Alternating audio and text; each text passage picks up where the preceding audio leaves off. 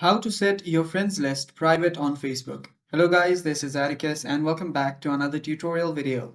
In today's video, I'll teach you guys how you can set your friends list private on Facebook. So without any further ado, let's dive right into it. The first thing you'll need to do is open up your Facebook. After you open up your Facebook, you will see your profile on the top right. Tap on it. And after you tap on your account profiles icon, you will see settings and privacy. Head over there and tap on settings. Now after you tap on settings, you will see settings and privacy on the left hand side. So simply scroll down there, and after you scroll down, you will see audience and visibility section. Now under here, you will find how people find and contact you option.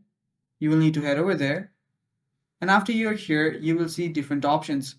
Now here, if you scroll down a bit, you should find an option that says who can see your friends list, and it's right around here under your friends. So here you can see who can see your friends list. Now to set it on private, all you need to do is simply select this only me option. And after you tap on this only me, simply tap on done and you're basically good to go. And yeah, that is how you can set your friends list private on your Facebook. Thanks for watching guys. That is all for the video. Stay tuned for more and bye bye.